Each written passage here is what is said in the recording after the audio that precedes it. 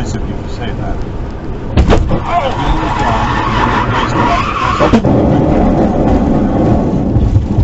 News cameras focused around the room.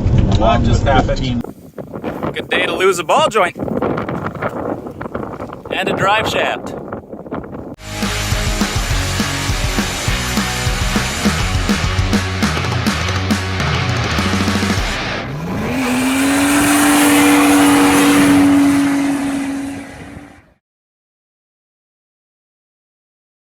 Well, as you can tell, there was a bit of an incident on the highway with the TL. So what ended up happening is a ball joint failed on me. So in this video, we're going to go through exactly what happened and how you can prevent this from ever happening on your car.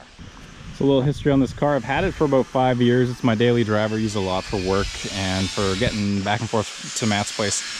And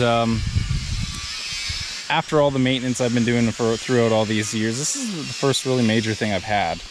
And as you're going to see, the reason for the failure on this side was a Rock Auto part, a ball joint. I actually bought the entire lower control arm for the passenger side.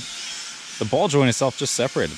It just came apart, didn't break, just separated. So really weird why this would happen. I've never had issues with Rock Auto parts other than their brakes wear out super fast. But so we're gonna tear this thing apart, take a look at the damage, and then you know, see why maybe this happened.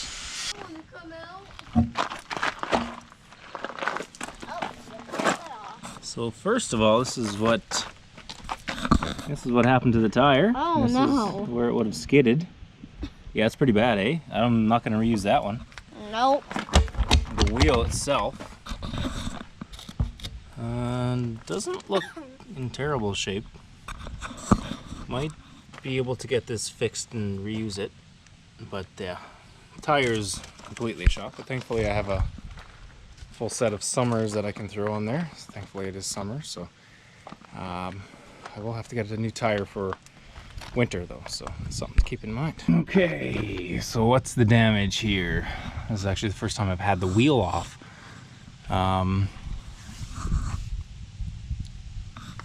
Brakes and the calipers, of course, look okay because the brunt of the force was taken out on the tire and the rim. We do, of course, have the axle, which is separated, and so that's why I bought a new shaft. Could have possibly put this one back together, but not worth it. I hate working on CV shafts, so just replace it is much easier. The oil filter actually took some damage, probably from the CV shaft, but it did not leak any oil, thankfully. So this motor still has full oil, but yeah, we're replacing that, doing an oil change. Here the brake line did get a bit stretched. Possibly going to replace that just for safety reasons. We'll see how well that'll come out, but here's the fun part. Here is the ball joint. Let's get this apart so we can see it a little better. So essentially, the joint just came apart. It's not busted or anything, just separated.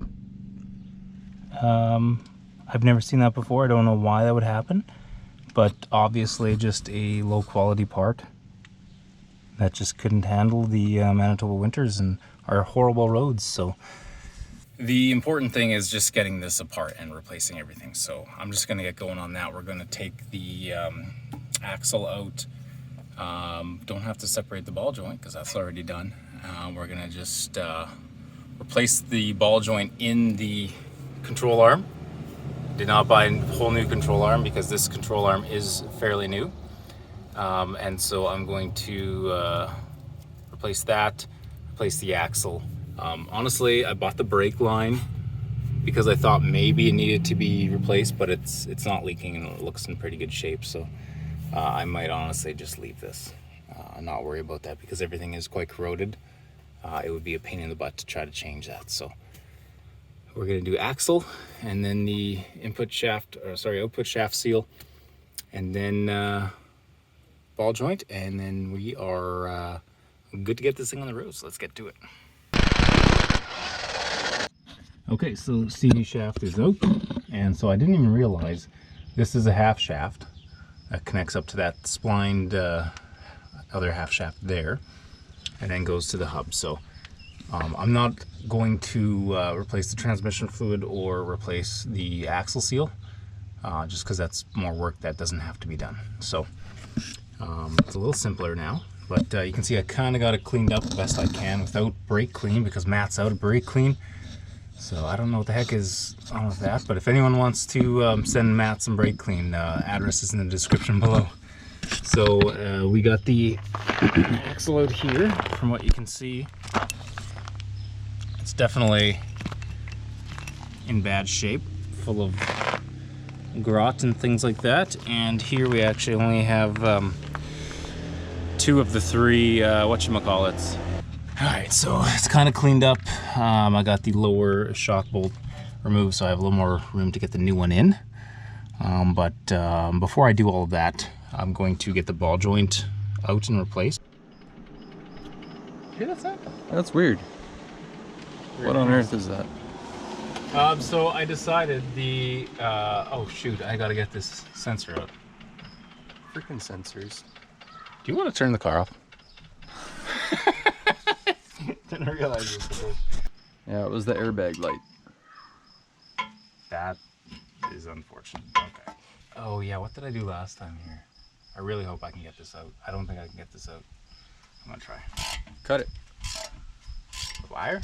Cut it all. Oh, your supper's ready, Matt. Yeah, I forgot about that.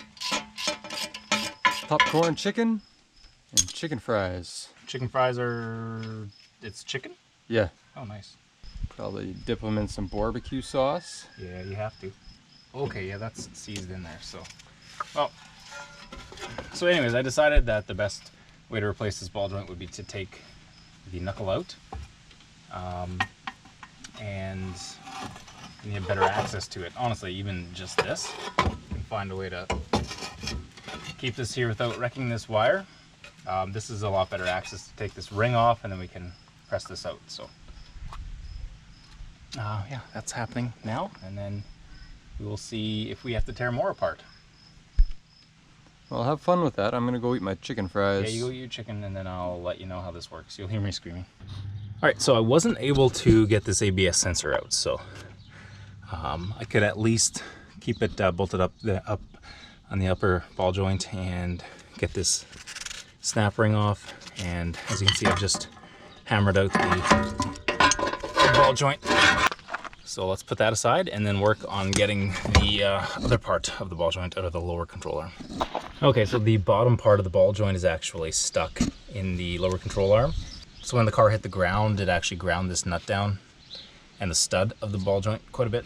So I could probably try to loosen that off, but I just thought it'd be easier to grab the old grinder and just cut it right off.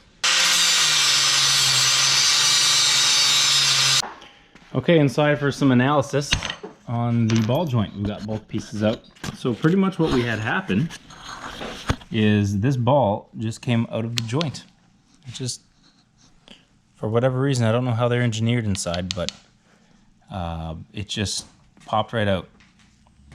So this was a control arm. The whole lower control arm was a Beck Arnley part that I bought from Rock Auto. I don't think I will ever be buying Beck Arnley parts again. I may still buy some stuff off Rock Auto, but I'd be hesitant. So this is a little public service announcement. Be hesitant about what you buy from Rock Auto, because it could be the last thing you ever buy. So you'll never believe it, guys. This ball joint tool actually works.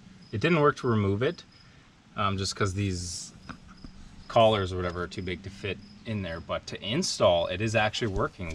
We twist and it's installing the ball joint. Like, I've never had success with this, so we're gonna keep going away at that. We need all 4 of our hands, so we're gonna stop the video there for a sec. But yeah, it's working. And oh, we didn't show you, we got the other part out of the lower control arm by just grinding and smashing that away.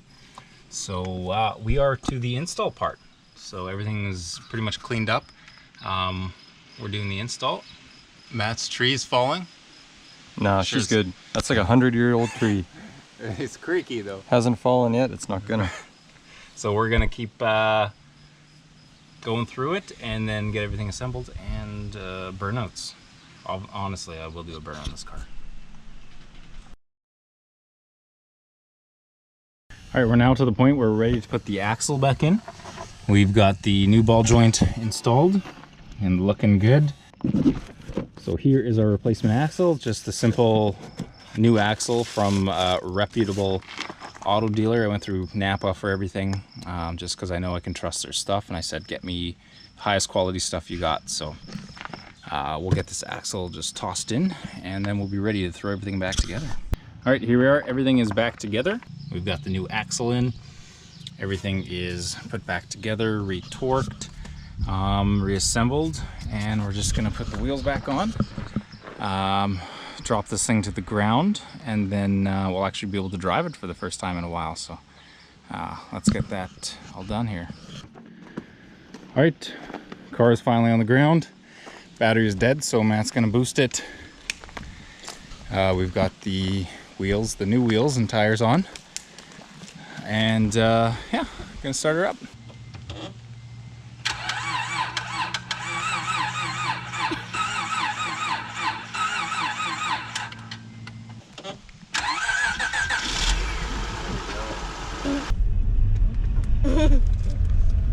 Alright, first drive in a while.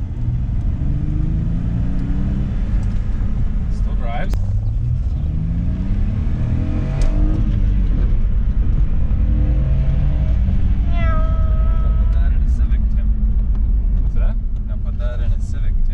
Oh yeah, you're telling me, Matt. But yeah, that's the car all wrapped up. So we got the ball joint replaced, the drive shaft replaced, and now it's good to go to get the rest of the process done to get this thing back on the road. So it's got to get the safety inspection done and get the body integrity done. So it's going to be towed to the shop soon to get that all done. So thanks for sticking around, and make sure to check out some of our other videos. We're doing a lot of stuff right now. Matt is doing a bunch of work, so I'm just swatting mosquitoes. Matt's doing a bunch of work on the Civic, getting it ready to get a turbo engine swapped in there. I'm doing some work on the Sylvia, getting a new ECU installed, aftermarket ECU, and getting it tuned and everything. And of course we got the CRX. We're gonna have some dirt racing coming soon. So thanks for sticking around, and we'll see you guys in the next video. Bye.